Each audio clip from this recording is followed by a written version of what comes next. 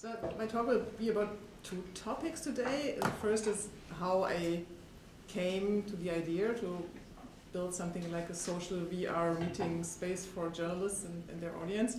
And this happened because I did a big research in and around virtual reality, and especially in social virtual reality, which I know many people don't know or didn't try until now, but maybe afterwards you want to, or maybe you even know it. And I would like to start with a story. This is me and my friend Sana in VR. This is in Allspace. It's a social VR meeting space. And when my friend Sana, who I met there, hugged me the first time in virtual reality, I really could feel her breath on my neck, and I could feel the warmth of her body, and I could feel her hands on my back. And now you might think, oh, she's gone nuts, but I don't think so. But this was the first thing I ever thought about, oh, what happened right now? How is it possible? Because, as you know, if you are in VR, this is how you look, or how I looked at that time. So there is nobody hugging me in reality. But although I couldn't feel how she was hugging me. And this was luckily something that happened directly after a really bad experience I had. This was a few days before I met Sana, someone that's a big red man. This is how I remember him, and that's not him, it's just the same avatar. A big red man approached me in virtual reality, and I just arrived there. It was one of my first days, and I was standing in Allspace in one of the rooms where you have a really big window behind you, and outside I saw the sun going down, and I saw the trees moving in the wind, and many people were standing around as avatars and chatting. It was really a nice, relaxed atmosphere, and I thought I would like to go out there as well. And there was a little river, but then this big red man approached me really quickly, and he stopped way too late, and I really felt, oh wait, this is my space, why do you come so close? And the next thing he was doing was he grabbed my breast, and he was laughing really ugly. So I removed my headset, and I thought, oh wait, what happened right now? Because I remember I looked down on my avatar and saw this is my body. I see this is my body, and I feel like someone really came into my personal space. Although this is just pixel, right? What you would say. But in reality, this is just I have a headset and I see this world. But again, it felt like this is my body, and I feel someone just ran into my personal space. Luckily, this only happened once to me, but I met many women later on in VR, and I did a research about that, who had similar experiences. So sexual harassment is or was a big problem and still is, but now after that, Allspace and I think the other social VR meeting platforms started to create technical solutions for that. So for example, that we have your personal bubble, and as soon as someone goes into that bubble, this person just disappears. You can't see the person anymore. But of course, the downside is you can't hug people as well anymore. So I turned this off again because I want to hug my friends in VR. A few days later, I met, as I told you, Sana, and this is her room. So she built her own meeting room, or her own living room in social VR. She called this room Sana's time machine, and you see she has a nice campfire, fireplace there, where we sat nights and nights and discussed many different topics, because this was one of the first things I noticed when I met her. Although I just saw her as an avatar, but I know there's a real person behind, and I saw how she moves her head, and especially I heard her voice, and I found out how much you can learn about a person just by hearing the voice. So I could hear Sana's emotions out of her voice, and she was always a bit sad. And I felt there's a connection between the two of us. There's more. We can discover some things that are common interests, and we could be friends. And this happened real quickly, that we just spent evenings and nights at her fireplace discussing about philosophy and religion. She's a strong believing Muslim, so she's really different to me. And I had many curious questions about her religion, and she about mine and culture and things like that. And always when someone new came to her room, she asked this person, in which time do you want to travel? Because this was her time machine. And this is very interesting because if you start with a question like this, you learn a lot about a person and the story of a person. So we had with other persons as well interesting discussions. But when I asked Sana, in which time do you want to travel, she always shrugged her shoulders and didn't answer this question. It was more like it was like a secret, or she didn't want to talk about that. And I felt like this might be a reason for why she's so sad, or this is connected to that, but I found out only much later.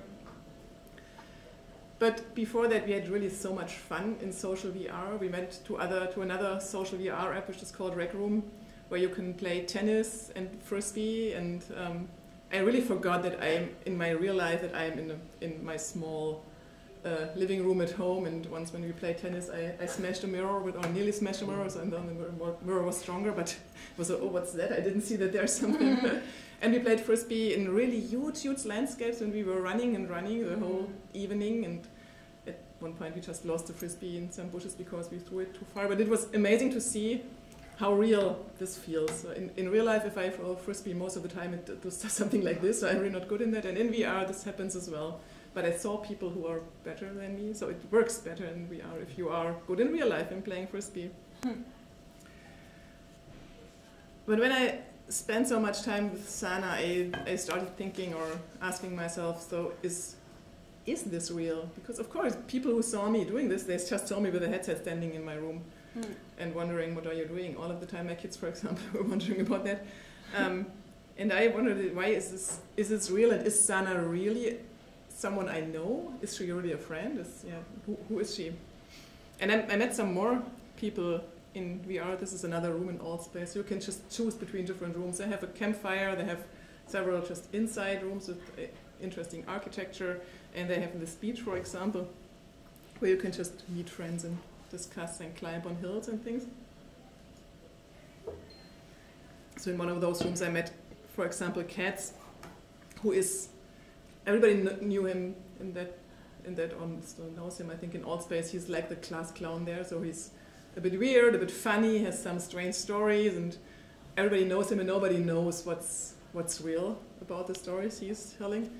And he's changing his avatars all the time. So he was a cat, a mouse, something like this bird. And in other social VR meeting platforms, you have much more choice of different avatars. So he sometimes changed the avatar just in the midst of a conversation. And went, oops, where is he gone? And then he flies or is beaming away. And sometimes I really couldn't catch him anymore when he was just running around. And so he was really quick and moved a lot. And he knew the best tricks. He showed me, for example, where you can go behind a wall. So sometimes you can go with his headsets, you can beam in front of a wall, and then you can just walk through it.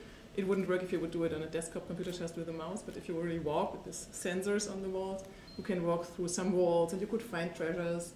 And there was a place where you could jump down from the world and just fall endlessly into nothing. And this was really interesting and strange to feel. So he showed me really everything, and it was so much fun. And I met Chris, who is a diplomat from Canada, and he was sad as well, but he could talk about it. He was in Bangladesh at that time, and there was a terrorist attack a few days ago near his house, so that his wife and his kids had to go home from one day to the next. So he stayed alone in a really, really big house and felt really lonely. He missed them so much, and the house was too big, and he wasn't allowed to leave the house anymore. Just every morning he was picked up by a car to his work, and in the evenings they brought him back, but he couldn't leave the house, and he was really lonely. And he discovered VR just to meet his family again. So his wife and the daughters bought VR headsets, like with this cheap one where you just put your mobile phone in front of your eyes with a headset. But this was good enough for meeting them in Allspace. And they met there, and he told me, it's so nice to see that my daughters really fight in VR, because this is what they do in real life as well. And it's like real life. Everything happens like in real life, and he really felt much better. And then I met this great cake. It's an engagement cake of Ben and Shu, and I was really, the first time that I was really sad that VR is not material, because you just cannot eat this really yummy cake, you just can watch it. And Ben and Shu were friends of mine as well, and they got engaged in VR. So they met each other in VR the first time, and there were a couple before they met the first time in real life. And this is inside a house Ben built for Shu for their engagement party. So they invited all their friends, and he asked her, and they were engaged afterwards, and he made this great cake. And I met Crystal. This was especially interesting because she has in real life social anxiety, so she cannot meet people in real life because she sweats and trembles. But in virtual reality, she said, it's no problem. So even though you feel if someone invades your personal space, she could manage that. And she said, of course, always if you feel it doesn't work anymore, you just have to remove the headset. So it's a more safe place compared to the real world if you have social anxiety. And she was really well known. People recommended me meeting her weeks and weeks before I met her.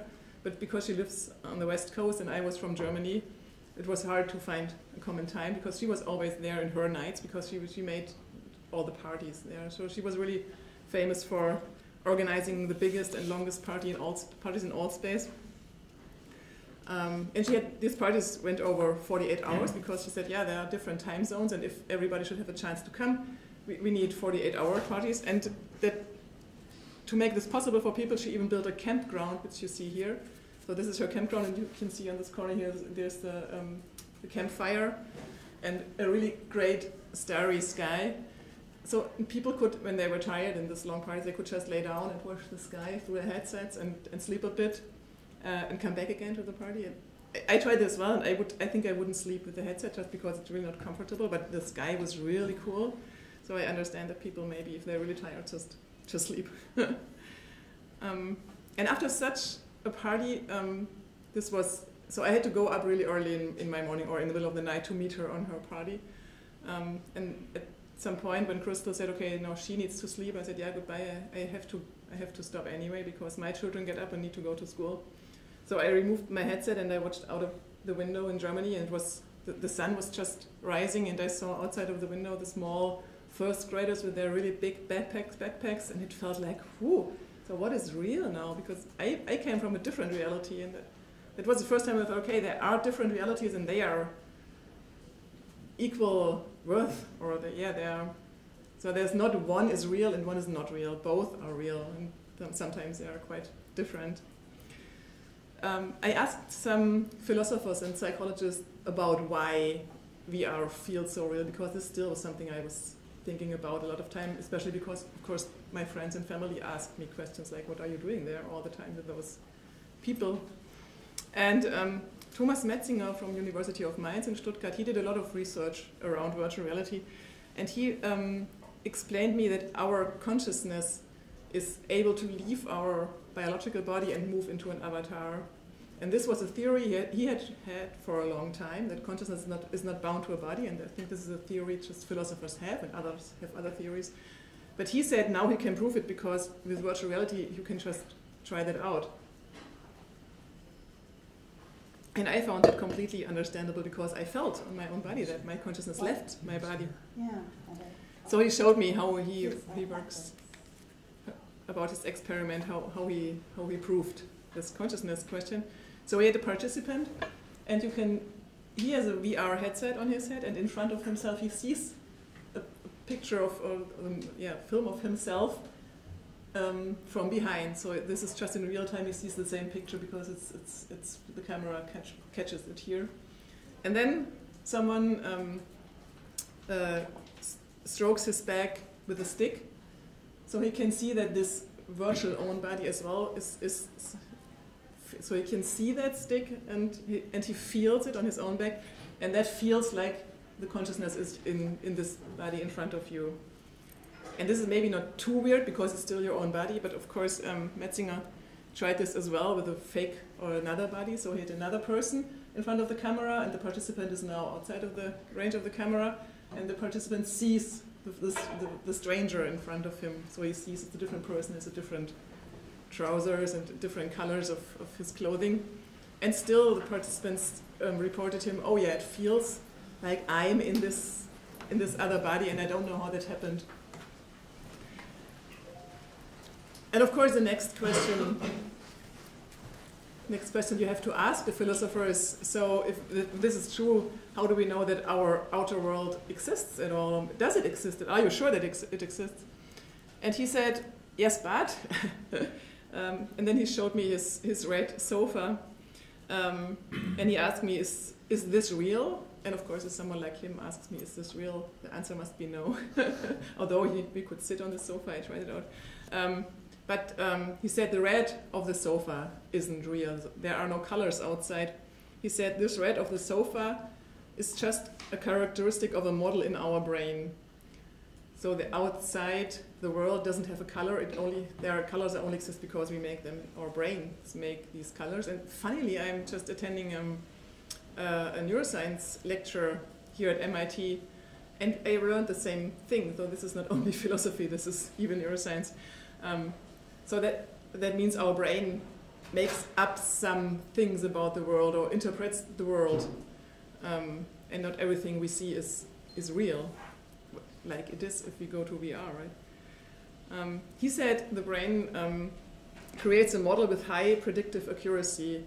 That means our brains learn from when we are small what happens next in your world, and that means, for example, if I move nearer to you, I see you bigger, I hear your voice louder, or if there's a light above you, I see the situation is brighter, and things like that. And if these things happen in reality, if you see these things are happening, your brain says this is reality, this is real, and this is what VR is really good in. You walk around. When I went nearer to that cake, there was a light over the cake, I saw that my hand, for example, got brighter and things like that. So my brain said, okay, then this must be real, and this is why this works so well in VR, even if you don't have perfect graphics. So you don't need perfect graphics, you just need physics in virtual reality. And there's one person who has dreamed the last 30 years or so about physics in computers. This is Philip Rosedale, and I met him in San Francisco. He's the founder of Second Life, who some of you maybe know. Do you know Second Life? This was, and it still exists, but nearly nobody knows, but this was like a social VR app without VR. So in 2D, you could sit in front of a computer, or you still can, and can live another life in digital worlds and build your own house and things like that. And he said he was dreaming, even before the movie Matrix existed, he was dreaming of this building or living in the physical space inside computers. And for him, virtual reality was just something he was really, really waited for. And he had created his own social VR meeting space. And he said he thinks in future we will just we can choose between different realities. And this one, which we call the reality at the moment, will just be the museum of those. So I don't know if this happens, but I think it's not completely not unlogical.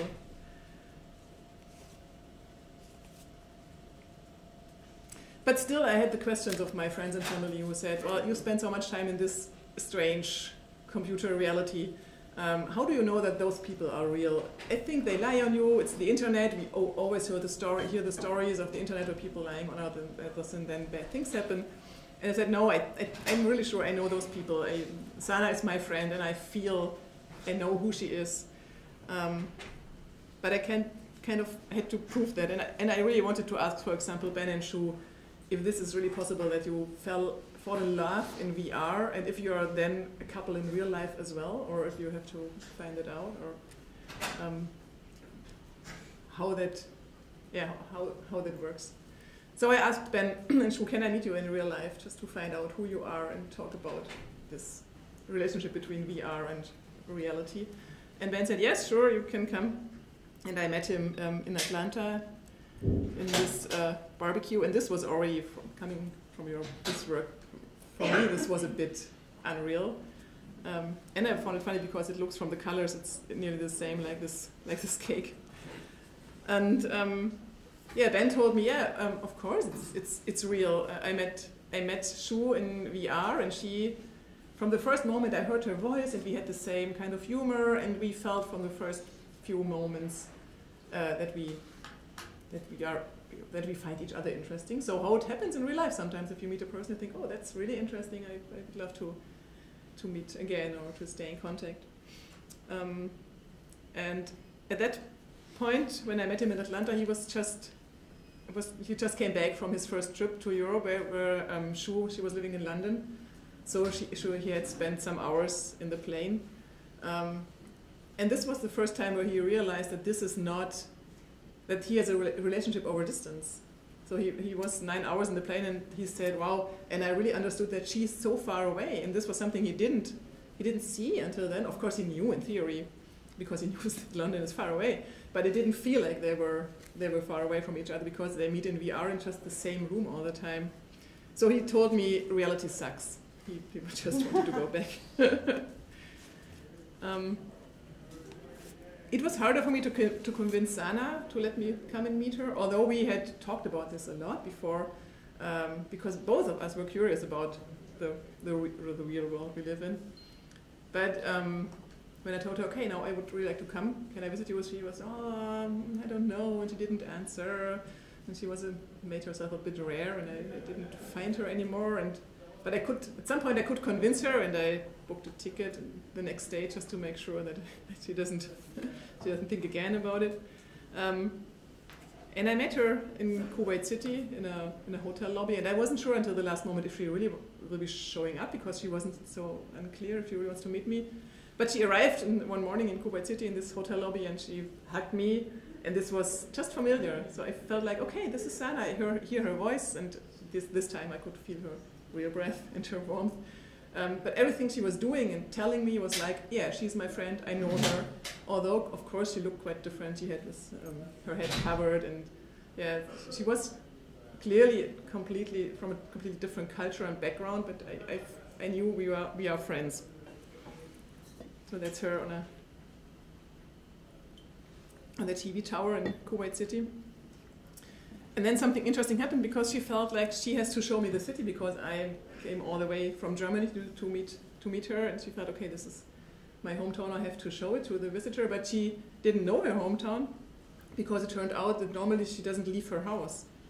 So I learned, I was there for 3 days, and I learned that she's a really lonely person. She's always at home. She has covered her windows so that it's dark inside.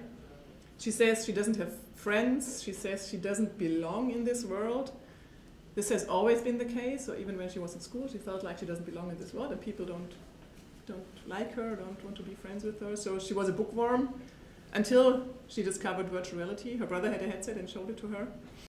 And now she spends her life, or her social life, in social virtual reality, because in her real life she doesn't have a big of a social life. And she told me in her religion it's for her, and she's a widow, I found out, and she told me in her religion it's not allowed for her to meet men.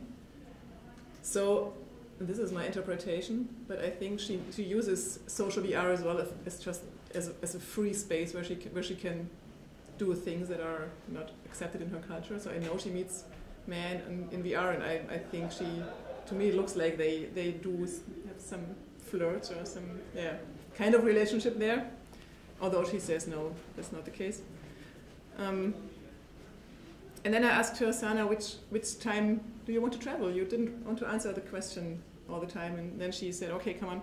She took me to a mall where we found this plaque of honor. It's a plaque of honor for the heroic fighters against Saddam Hussein, and showed me her husband on this plaque. And she said he died in 1990 in the Iraq War, and she wishes just to travel back to the time when he was still alive, because she misses him so much. When she brought me back to the airport the next day, I asked her, so, and why didn't you want me to come? We had 3 great days, although we had lost all the time in Kuwait City, but it was still just a nice time with her, chatting in person. And she said, yeah, you know, I don't have friends in real life. I only have friends in VR. And I worried if you now come, my VR friend to this real life, that you won't be my friend anymore. And I said, oh, no, that's not the case. I like you. But I understand how this idea came to her mind, because, yeah, she just doesn't have friends in real life. The last person, I don't have a watch, hold it. Okay, there's still. The last person I or I wanted to visit. So I wanted to visit Crystal as well, but and we debated that for a very long time. But she has this social anxiety, and she said, no, it just cannot meet you in real life. And this was really, she thought about it some time and said maybe, but in the end she said no, it's just, she didn't want to try it, and I understood that.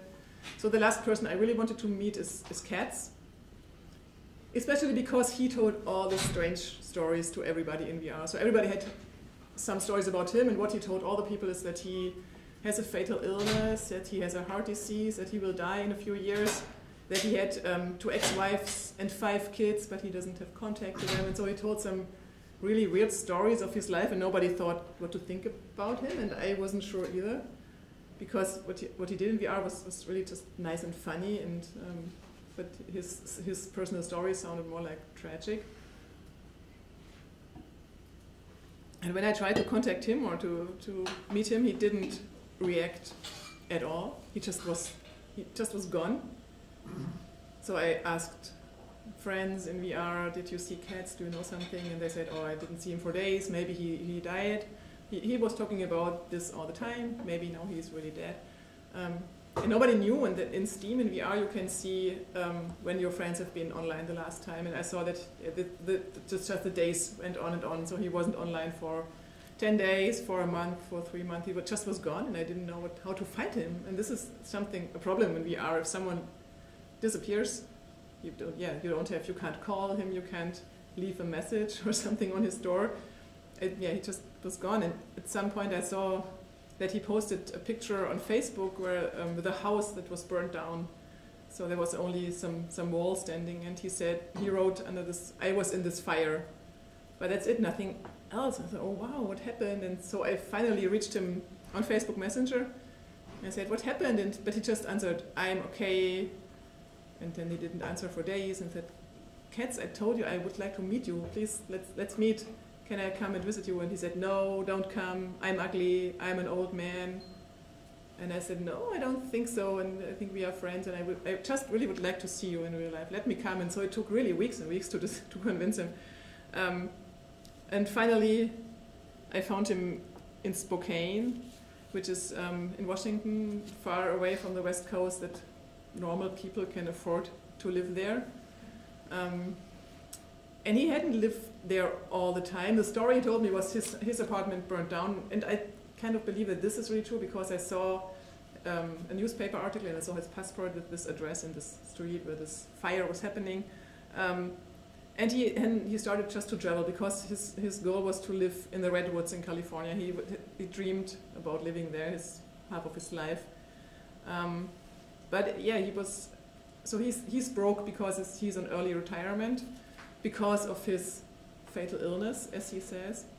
And I saw him taking many heart pills and medicine, so I think this is... So it was hard to verify the story, and I wrote it for a magazine with really, really good fact-checking, and we tried to fact-check most of the story, and it was hard. But I think this is, at least he is broke. This is something I really saw, and he has some kind of illness. So he ended up in Spokane because this was the last city before he could reach Redwoods where he could live at all, and he only could afford, this is him in the street where he is living. He only could afford to live in a really old house and only in the basement. He only had one room in the basement, rented from a massive family who was living above, and they had all their stuff around him in the basement. So he only has a mattress and a chair there. And the biggest problem for him was that his headset burned when his apartment burned down. So he couldn't go back to VR. And he told me, no, he didn't tell me, but I saw that he just didn't want to be in this reality. When I arrived, so he took me from the hotel to his room, and then he was just lying on his mattress, eating only toast and drinking Coke, because he said he really needs to save money for his new headset because he needs to go back to VR. And this reality was clearly not a reality he wanted to live in. So I saw that his body it just doesn't work anymore. He has some kind of illness. I made him to go out because I found if I stay in this cellar for 3 days, I will be depressive again as well. And I felt like I would like, because he as well told me people don't like me, I only have bad luck in life, and I don't want to be here in this reality. I said, okay, but now we are here and I'm here, and let's just go out. And I found out where you can go in Spokane, and we went to a nice area with a river and some nature around it. And it was a nice time, and he's really, he is different compared to virtual reality. So of course, he cannot jump and run around. Even walking around this area with that river was hard, because he sweated quite quickly and ran out of breath and had to sit a lot. So I really saw his body isn't working like he would like to use it. And in VR, he has bodies and can jump and fly and run and whatever, and is even quicker than I am in VR. So I completely understood why he chose to live in virtual reality and not in this material reality. So I started to say material versus virtual reality, because for me it became more and more clear in this research that VR is just another kind of reality. There's a philosopher in New York, David Chalmers, who says virtual reality is not a second-class reality. And I think for people like cats, it's even the first-class reality compared to this material world he has to live in. So for me, when I was there, he looked really more dead than alive, and I felt like he really lost connection to his real body, his avatars in social VR.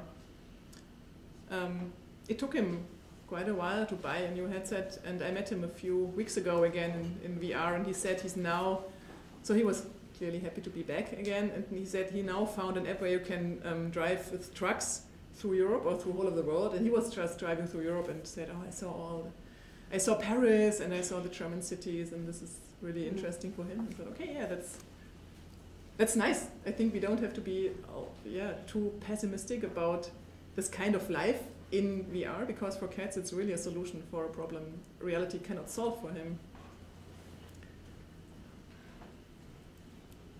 So this is the slide I normally show in Germany when I talk to the broader public about VR, just to tell them don't be too pessimistic about virtual reality. It's not a problem. It's often a solution. What I felt in VR, that I really left my own filter bubble. I spoke to people, I think I would never have met them in real life, neither cats nor Sana, for example. And I felt I was really open, and they were really open towards me and towards my idea and my culture. And so I had the idea we should use that, we as journalists. So I'm a journalist, and of course I always think, what can I do with these technologies? Because I write a lot about them, and when I try them, I always think, what can I do with that? And I think VR really offers us a lot. The first thing is, I left my filter bubble, and I felt people are really open there. And it's easy to meet each other because you don't have to travel, so you can meet people from all over the world, and it basically costs nothing, and the headsets are getting cheaper and cheaper. I now bought the Oculus Quest, and it's for $400. Of course, this is still a lot, but you have everything in one headset, and it just works. It's really easy. You just switch it on. It's not this. When I had the Vive before, it was just lots of work to get it going, but the Quest is just works, and you can meet people from everywhere.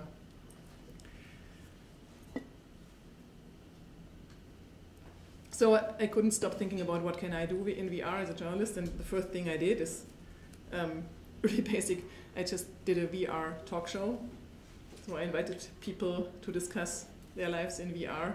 This was in VTime. I don't know if this even still exists. This is just a social VR meeting space where you can't even walk. You are just beamed in in your seats, and then you can discuss things. And this is a YouTube video from that, and I think it makes sense to watch it with glasses. But I think this is a trap I walked in that many people or many journalists or other people are doing, to think just because this is VR looks like it's a solution, it's not the solution for everything. So for me, it became clear over the time a VR talk show doesn't make too much sense, because a talk show is much easier just to watch in TV, because you don't have another role as audience as you have in front of your TV, and you don't have to wear this headset.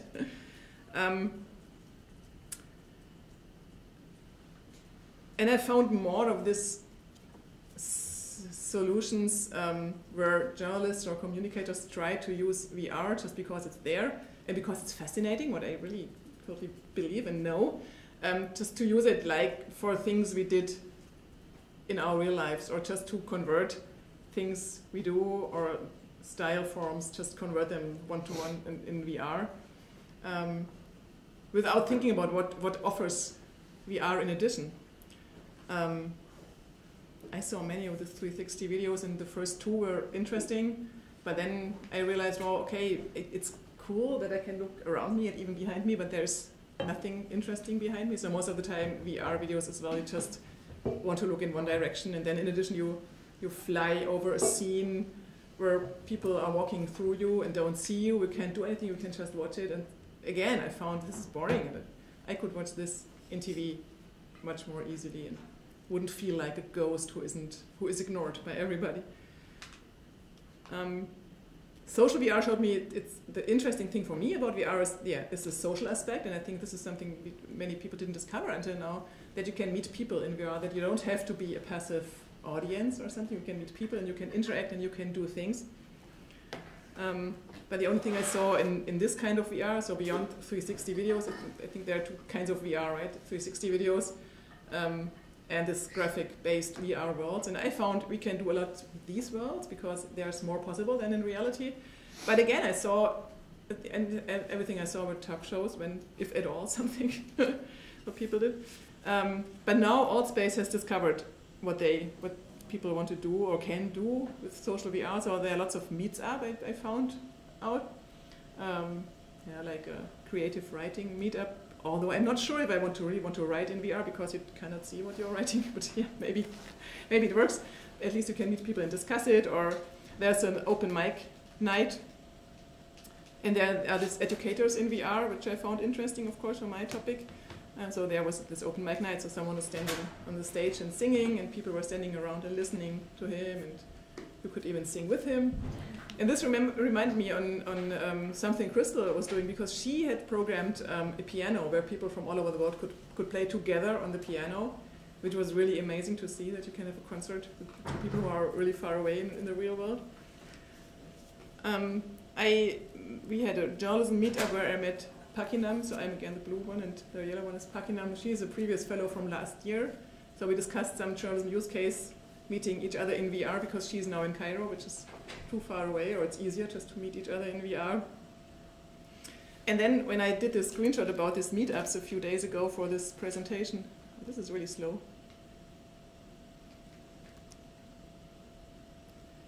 I saw these educators in social VR, and I hadn't heard about them, and I Googled a bit and I found a classroom they have built in Mozilla Hubs, which is it's a browser-based VR meeting space, which is, I think, promising because you can use it from every device you have. But what I found again, I thought, hey, why do we build so boring classrooms in VR? So VR classrooms don't have to look like classrooms, because then we don't have to have them. So sitting together in a classroom like this with one lecturer in front, you can have this with video or in real life if you're in the same area. I read a lot of research about what makes learning sustainable, and this is being interactive, being engaged, and exploring things on your own. So listening to someone like in classroom in this, and just passively having a shower of knowledge about your head doesn't help you learning. You forget most of the things quickly. So, and VR offers, especially social VR, offers exactly this. We can be interactive, we can learn together, we can explore things together, and I think this is what I would like to do, or what we should, as journalists and scientists and educators, should do. So, for example, last week or 2 weeks ago, I was at Acropolis in ancient Greek, and this is Athene, and you see I'm there, not really nice compared to her. So this is my avatar. Again, this is Mozilla Hubs. This is something researchers from Georgia Tech built. So they built the Acropolis in virtual reality, and you can, in Mozilla Hubs, you can just, the link is open, you can just go there, you can walk around, you can see outside there's this hill and this nice, amazing buildings. And I thought this is something like a VR classroom could look like. So you could, and I know there are similar projects at Harvard as well, where you could take students together with a teacher, for example, to places they cannot even cannot visit in real life, even if they would travel. And they don't have to travel, so they could visit these ancient places and see how they looked like in the earlier times and learn a lot about just by being there, not by listening in a classroom. And there's even more you can do in VR, because not only things you have or you had in real life, in VR you can even have things you don't see and have in real life, and this is something which is especially interesting for us as science journalists, because most of the time we do write about things people don't see and are really abstract, like quantum physics or genetics, space, so everything people don't see. And this is complicated to explain to people, and I think that scientists do have the same problem. So I started a project with colleagues from Germany and Glasgow. So this is from Gabriele Schweikert from University of Tübingen. She works around epigenetics, and she uses machine learning to understand more, or to find patterns and to understand more how epigenetics work. And she told me, this is so tiring. If people ask me what I'm doing, I have to tell them what is epigenetics, and this is really complicated. And if they still have energy, then she has to tell them what is machine learning. And then people, most of the time, then they are really tired, and she isn't able to talk about her research. So she was really open to try to bring her research, in that case I found epigenetics models, into VR, and my idea was we could bring them into social VR, build these models, and we are working on that at the moment. Meet in social VR together with her as an expert and together with our audience, and I am as a science journalist. I would interview her, she would show these models, and people could interact with them. We could maybe make them bigger or smaller, or maybe even jump into those models to understand better how epigenetics work, or how much research already knows about how it works. And there's another topic we have, a problem we have at journalism right now. This is this trust issue. And there's many experiments from journalists, and I think what most of them show is the only thing that really helps is personal contact. So to meet people who start losing trust, or who don't have trust in the media, to meet them in person and discuss it with them. And as everybody knows, is a solution that doesn't scale, so it's really hard to do this in a bigger scale. And with VR, of course, still you are only one person, and I think robots can't make it, so we have still to do it in person, but at least you don't have to travel. So I think this would be a side effect of meeting our audience in person. They could ask their questions, they could see how we work, and this is something, research in journalism shows that helps to regain trust, is to meet people in person and show them how we work. The other thing I really would like to work on, and I started, I'm going to start a project, is about quantum physics. If you look for pictures about entanglement, so this, you see this is just a complicated topic, and there's not really clear and good pictures about that. But still, I think if you could take models into VR and try to make it interactive and explore it together, it would be easier to understand. And last project I might do with the Georgia Tech researchers is about neuroscience. This is a slide from Nancy Canwisher, where I attend a lecture this semester about neuroscience and about the human brain. And she is bringing us tons of really great slides about brain regions and how that works. But even when we had a real brain and someone who opened it for us and showed us everything, it's just really hard to understand, because it's on a really small scale how things happen and you can't see it. So you even could take a model of the brain inside VR. We could maybe fly with the neurons or things, just to help us understand and learn how things work. And I'm sure this is something you would love to do, and I hope I can do it. And I'm still open to other researchers and cooperation partners, so if you do research around a topic which you think would be great to show in VR, please approach me. And this is how you can reach me, and I'm easy to Google in addition. Thank you so much, and now we have time for your questions.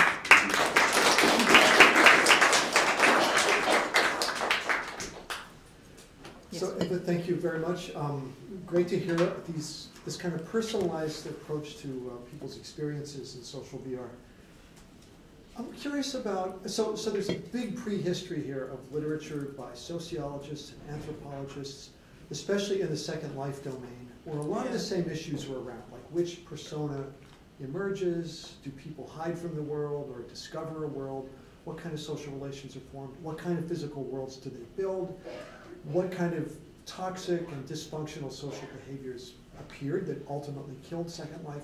So I guess a really fundamental question is, how does that body of literature relate to what you're doing? How does this map onto that or depart from that? How does it relate to all that other work that we know from Second Life?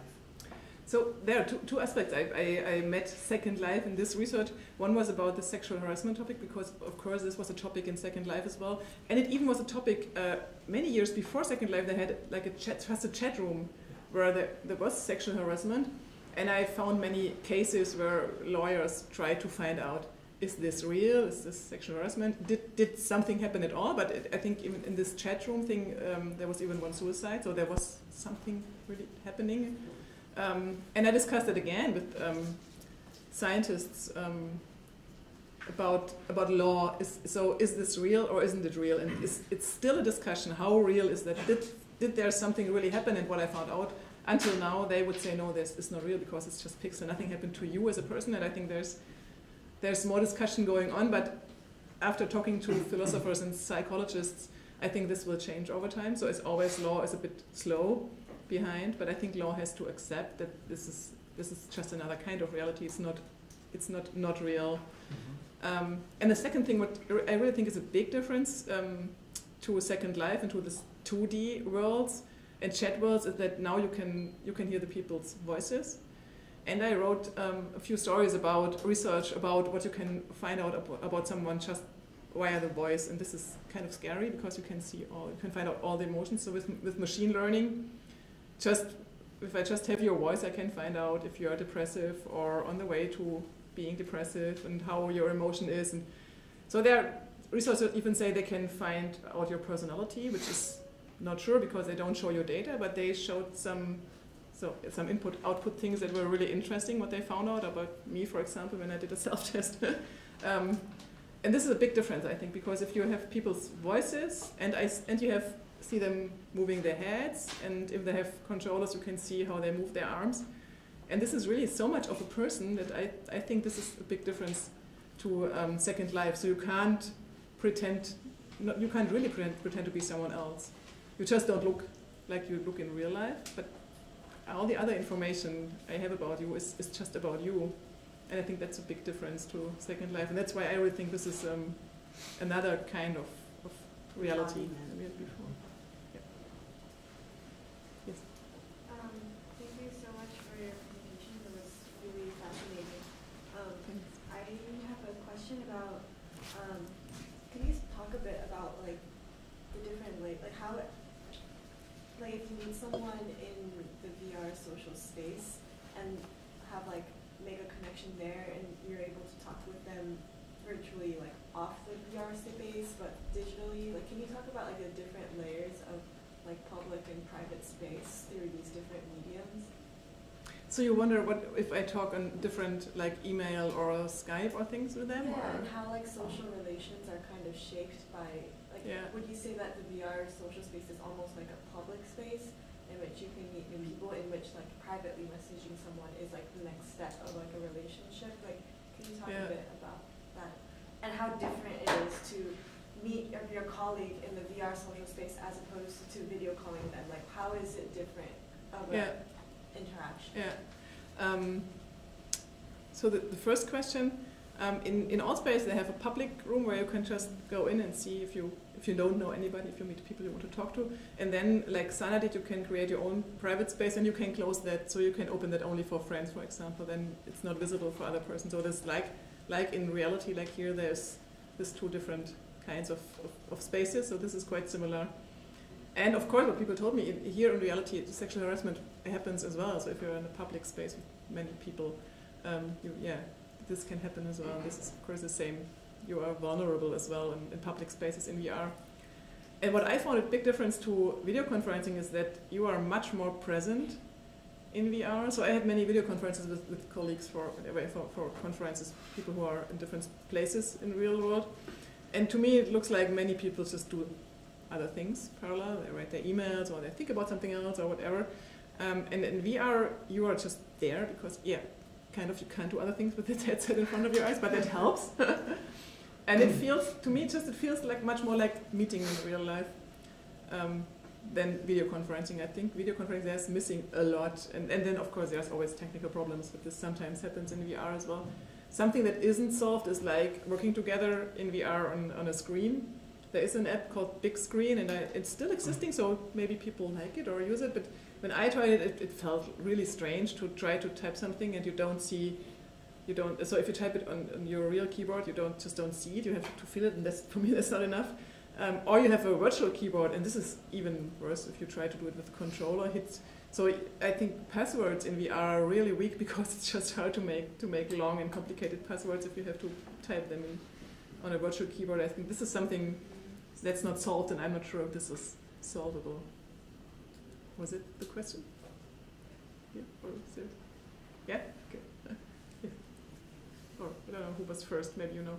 You. I think it's. Oh, okay. It's you. Thank you. Yeah, I was wondering if there's been any studies that you know of on how VR can improve people's understanding and learning of a subject, because in my mind, the thing you said about immersion is really interesting, because it's kind of like putting blinders on yourself almost, to like fully kind of limit your degrees of freedom in terms of your attention span in order to be fully involved in a subject. And that's a really interesting dimension, I think. But like, for me, the most interesting part of VR in learning is like the corporality of it, like the fact that your body is there, the fact that you're exploring space like within your own body. But I don't know if like, say, you were writing an article about like neural circuits and simply being able to like look at a larger brain and walk around it maybe and look at it in like cross sections. I don't know if that would drastically improve my grasp of that subject versus just being able to say use like a 3D model embedded in a web page or something, you know, like I was wondering if there's been any kind of like scholarship about whether VR makes a tangible difference in terms of people's grasp of scientific concepts. I don't think that there are studies because there are too many prototypes out there. This was my idea if I imagined to make a prototype, maybe even do a user study afterwards or something like that. My idea comes just from studies who show if you combine learning with movement, it makes a big difference. I think these are quite recent studies, so that's why I think it helps if you combine learning with interactive exploring things.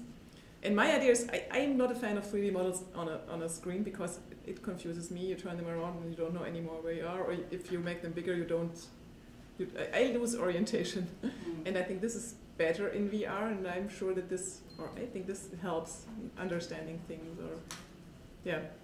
Just on this point, I know that the Game Lab here has been doing work both in terms of speed of light. So it's a game, but is VR based, and then there's one on some aspect of cellular biology. Yeah, I think I saw that one. And they've been asking those questions, so I don't know what the answers are, but I can tell you who to talk to. Oh, cool. Thank you. One of these has lots of text, and this is something I found out, but it really doesn't work if you have text in VR. That's why I think maybe working on a screen or on a computer doesn't work in VR. Reading doesn't work either. I think it's really about talking and interaction and things like that. I think there's a couple other hands for me. Okay, Richard. I was curious about the social cues and the body language that it picks up and things that are in there. Like, you know, in that picture, the pink robot has got their head cocked to the right. Yeah. Things like smiling, like blushing. Like what kinds of things are picked up and having not visited the space, and where do you think it might go next in terms of capturing those kinds of little cues and body language? That's really interesting when it comes to smiling. Oh no, what happened? Sorry, when it comes to smiling. Oh, we can just do this. Because I felt like I see people smiling, but that's not real. So these avatars, and most of the people I met in VR prefer those really robot-like avatars who don't have a real facial expression. They have the eyes are glowing when they speak, so you can. And this helps a lot to see them standing in front of them and watch them into their eyes. That helps a lot. Like it feels like a real communication, but you don't see a smile.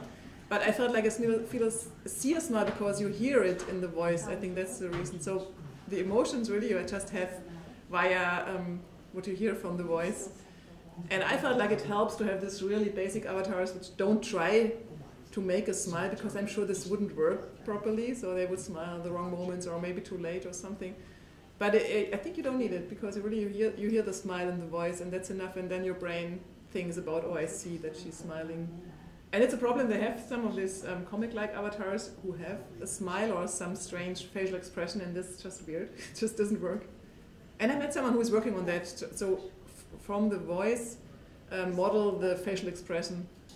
And I think that's a great idea, because I think it's possible, but I'm not sure if it's good enough in real time. I think it's maybe even better just to leave it like this, because you hear it anyway. No, I really don't know. Maybe Lucas. Yes. Has there been, do you know if there's been any discussion of legislation to regulate people's behavior in VR? Because, like, I know that, like, you know, of course, in real life, there's, you know, laws regarding sexual harassment, but it doesn't seem like that's as much of a clear-cut thing in VR.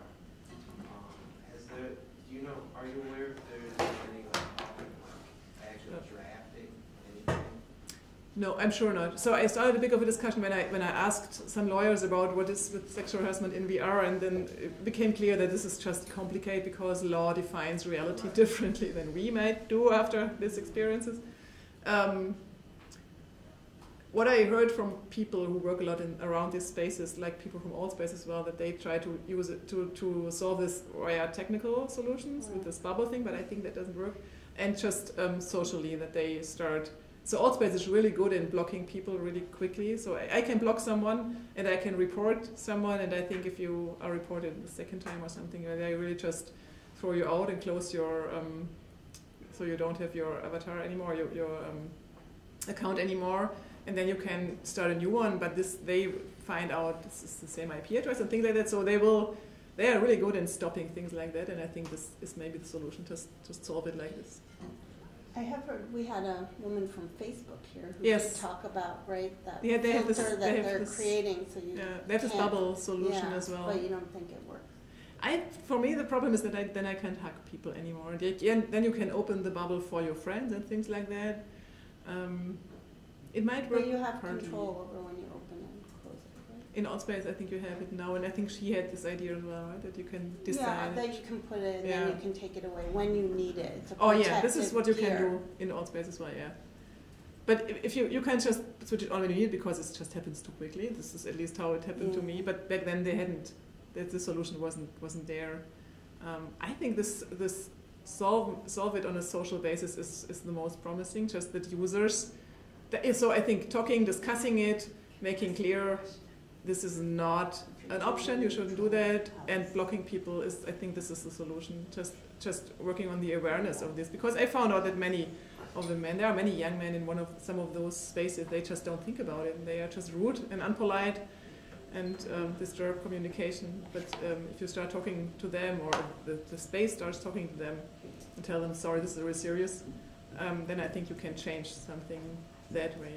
I think it's similar to that everybody could break into your house if he or she wants to, but people don't do because you just don't do it. No, we have laws.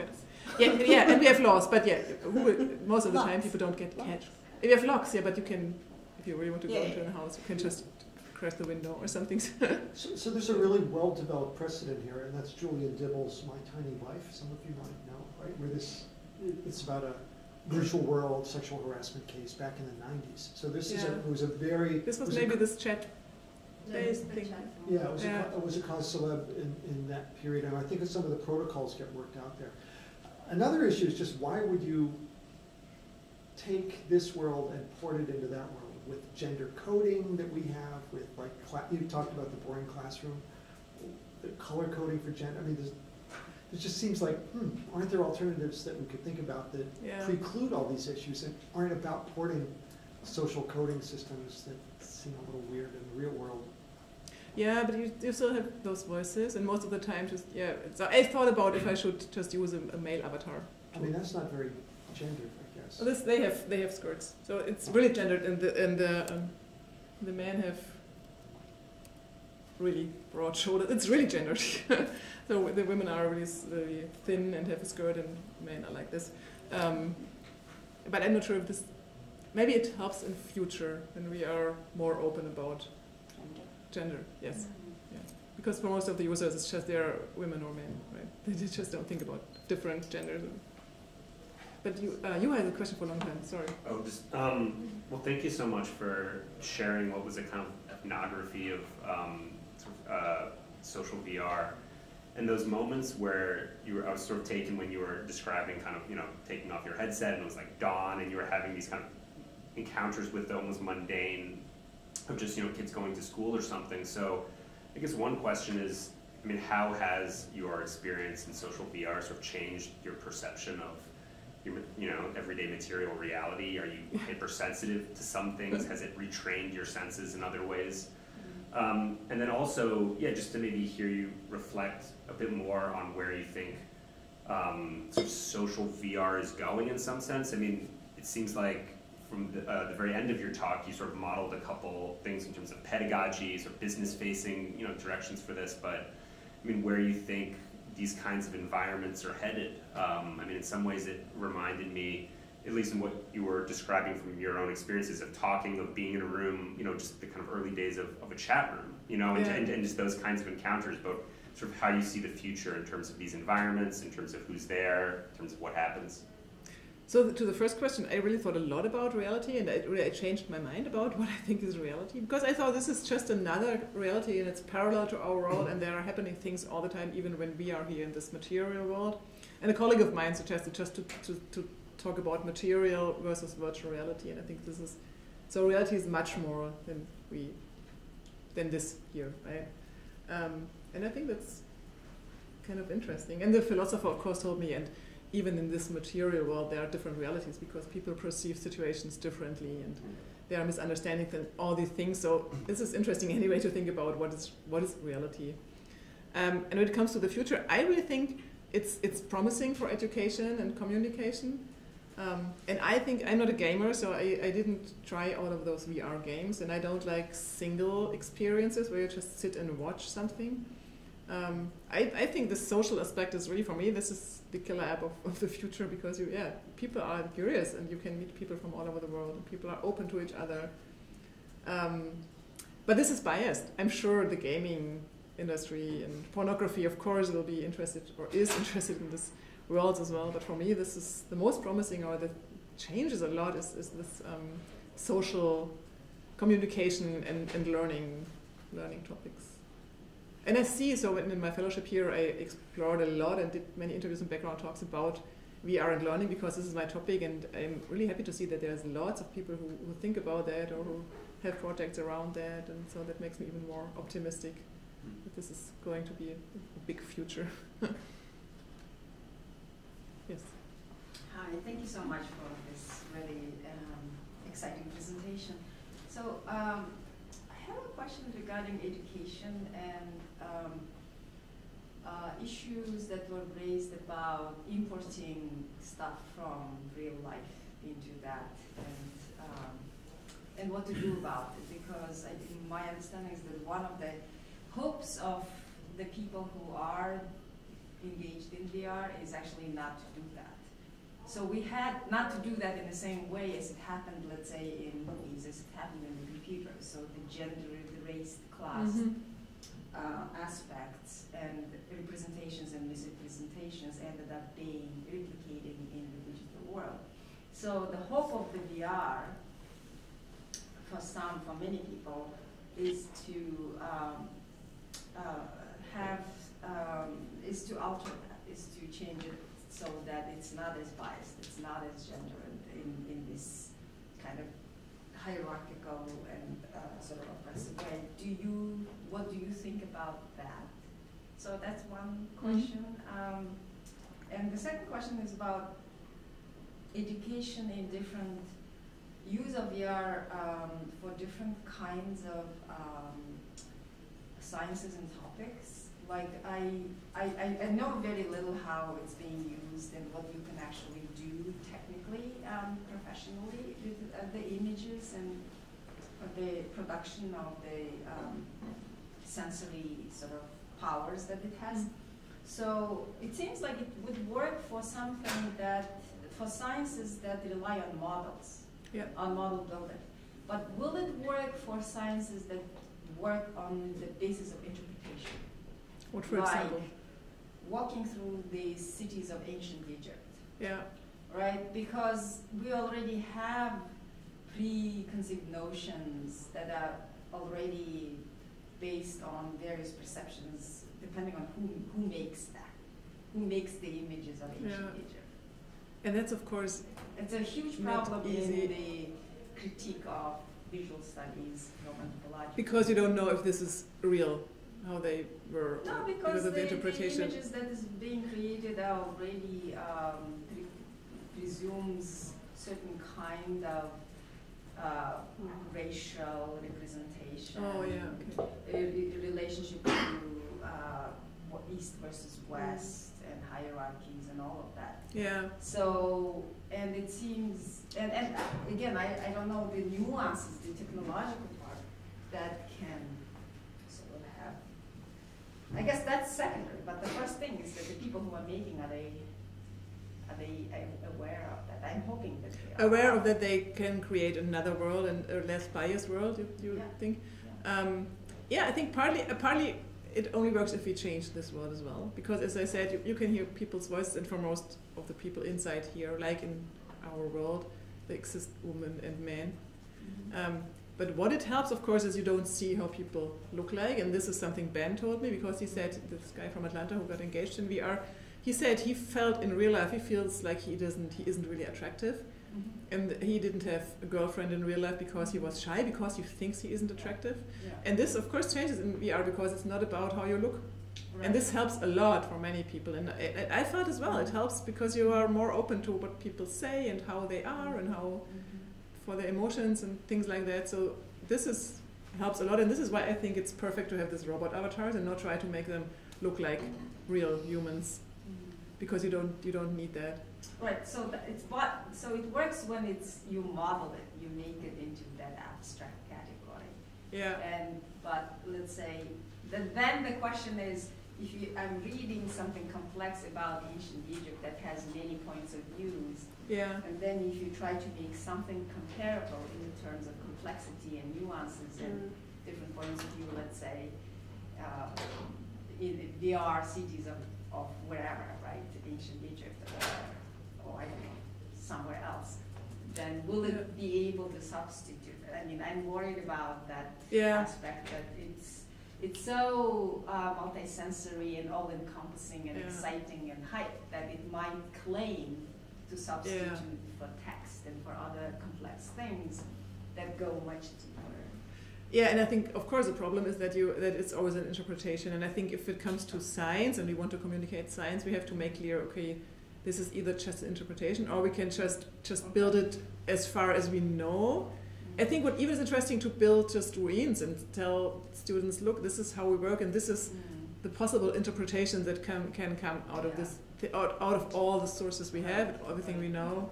But I think even then you can then have a feeling for the size of the thing, and you have a feeling how scientists work if they take you to one of these historical places and don't build it like it was. I think I share your concerns partly that we shouldn't make it too much like an experience. Or not like not interpret it too much, telling people things we don't really know. But then it is also just one kind of interpretation as opposed to being reality, even though it's a virtual reality. Like the word is so powerful. It's reality. It's virtual, but it's reality. And I think this is as well something that is dangerous about this 360 videos, because I met many people who said, wow, and it felt like I was really there and I saw how this is reality, and that can help journalists to tell how it's really there, and we don't have the interpretation. And of course you do have, because if I place my camera here and there's something around the corner, nobody from my VR 360 audience will see that, right? It's still a decision of us, in that case journalists who do 360 videos, where we place the camera and what we show people. And I think this is dangerous, and this is true for your example as well, that people then believe, okay, I was there and this is real, but it's not. It's still only a part or an interpretation of reality. And this is something I think we have to think about and be honest with as well. Yeah, that's a good point. Also, to add to that point, I think like in the context of education and that example you gave about ancient Egypt, I feel like we can also anticipate the growth of the digital humanities as a discipline, and like developing these ways in which to interact with, and like a language to talk about how, you know, these complex texts of different opinions relate with these representative forms in virtual reality. So I feel like we don't need to think about those products as a substitute, and not even have that assumption, but rather it, you know, be a part of our toolkits in education. Yeah, and of course the same things in laws should apply here if it comes to other 3D models or even pictures we draw or whatever. So it's always about being honest what we know and what is an interpretation of our data. And in fact, the process for like historians and technologists and all these people to come together and like discuss how they're going to represent something in VR can be a very like robust platform for conversation about what representations even mean. Yeah, and we can discuss all kinds of media. Starting with this. I'm curious how the social aspect would work in like the delivery of journalism to people, because I can see how like a social space might work for kind of like, you know, meeting up with other journalists, having a more meaningful interaction because you're both there in your bodies, like you were talking, I'm talking. But in terms of like reaching the public, what do you envision that looking like? Like you say about like building trust between the public and journalists if they got together in a virtual space. But I worry that might kind of make journalism even more inaccessible to a certain subset of people who can't, say, afford a VR headset or get to a place that has one. Like, do you imagine journalists kind of hosting like a meet and greet, like a Reddit AMA, where they talk about the story and their process? Because that would require them to like be logged in for that amount of time. And I think I just worry that the buy-in would be tough for people because, you know, journalists are already kind of really busy. So it might be tough to have someone stand there for 5 hours and talk to, you know, the public, but only the subset of the public that has access to VR. Yeah, of course, this is a topic I discussed with a lot of times with people who can afford such a headset, and although they are getting cheaper and cheaper, of course, it's something only some people can afford. But I think at the moment we lose the trust of so many people, and I met many people in VR, that many of the engineers as well are really skeptical about journalism, and so I think it's important to not to lose them and to reach them, and I found this is a way where we can reach people like them. And as I said, I think just by personal interaction with people, I think this is nearly the only way to regain trust, or a really efficient way to regain trust is just by interacting with them. So my idea is really that we meet together, like I met Pakinam, we meet together to whatever, walk through the brain, or together with an expert, and the audience doesn't just passively watch like the talk show, but it's part of the whole thing. So walks with us, they can ask their own questions and things like that.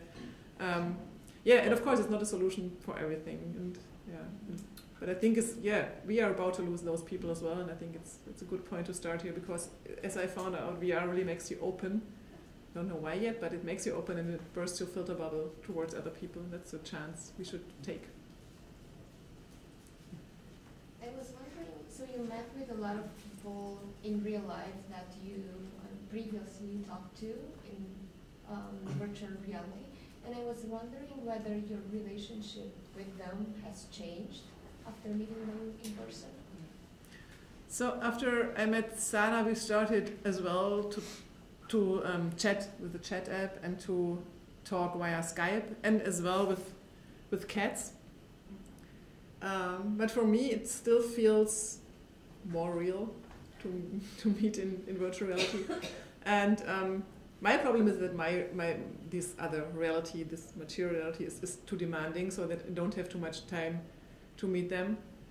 Because I just have a real friends, colleagues, lots of work and things like that. So I always feel a bit bad about people like Sana and Katz, who are always there, and I just sometimes show up and then I leave again for days and weeks.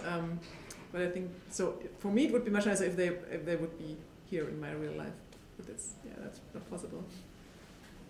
Yeah.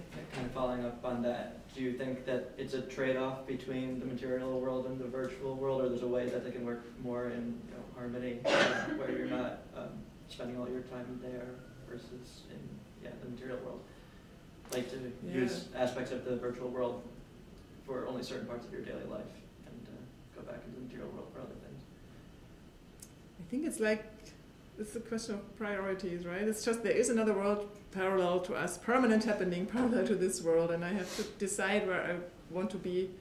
And there are, so what I find interesting as well, there are location-based VR experiences where you go, I think in Japan they have it a lot, where you just meet up with friends and go there together and do it as a game. So this is something where this not, you can have both your real friends and physics and the real world in VR. Yeah, but I think we just have to accept it. We still have to choose. And it's like if I'd have to choose if I, fly to Spain and meet friends or be in Germany or in the US, and just too many things. It's in parallel always, not only with VR. Only in Cambridge you have to choose all the time. Yeah. You talked about how with the VR headset that even stops you from not paying attention. You know, you can't do other things. Yeah. So, but a lot of people talk about the headset as a barrier to. Yeah. You know, so what do you think about sort of the future of the headset and its impact on virtual reality? So what the Quest now has is as soon as if you start, you define your room, so you show the Quest where your room ends, so that you don't hit your mirror and things like that. And when you leave the space, or short before you come to this limit, this border, you see through it. So you see a camera picture from your real world. And I'm not sure if this would be something they could do for other situations as well. Maybe they could start doing that if someone enters the room you are in, because this is strange for you, because you maybe don't realize that, and strange for this person because you are there but you are not there. So this might be a solution for that. And then of course there's augmented reality, which is interesting for other use cases as well, and where you don't have the conflict because you have both realities. But I kind of like this exclusivity of VR, that you're just really there because you don't do many things in parallel, and that helps a lot to really to feel like you are really there. So I don't know. So for you, this reality is always connected to the headset, this virtual reality. Yes. Yeah, because people talk about this virtual reality and eventually the headset going away, and they're not. But how? I think, yeah. Because at least, otherwise you have it in at least glasses or something, but I think as soon as you can see outside the glasses, it's not, you don't have the immersion. I think for augmented reality but there's again the question, how much augmentation do you want in your real world? There's some great movies, right, where people try to show you how it would be if you always had additional information about your world, and this is way too much. Yeah. So I think this is another discussion we will have about how to use augmented reality in future, when the headsets or the glasses are small. To the combination of those realities. Sorry? It's also kind of what you were getting to, too, the combinations of the realities.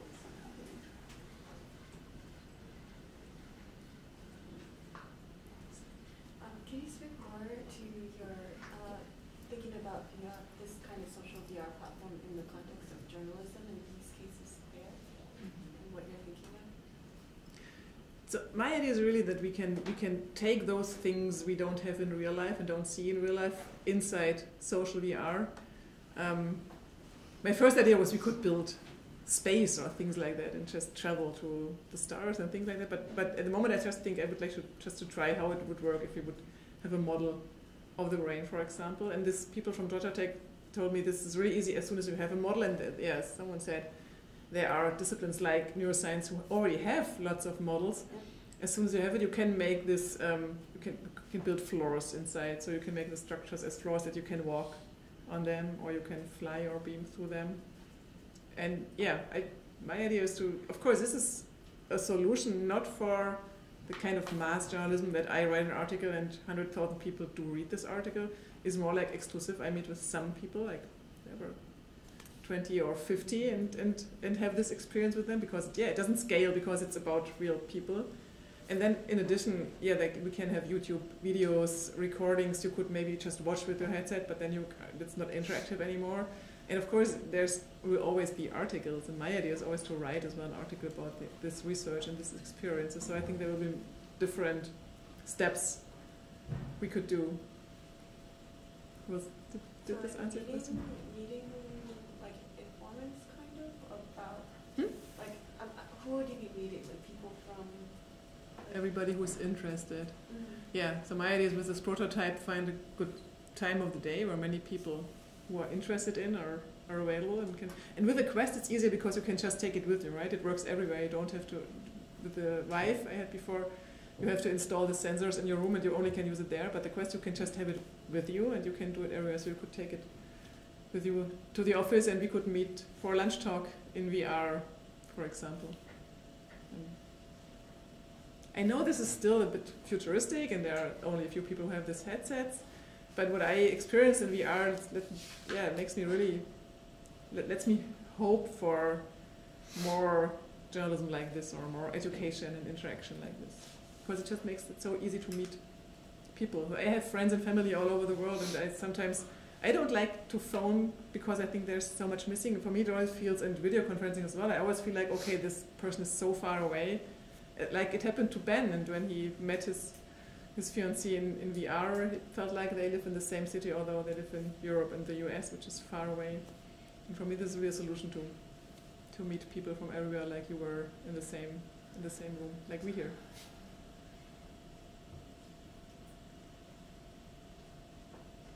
All right. Okay. Thank you very much. Thank you so much.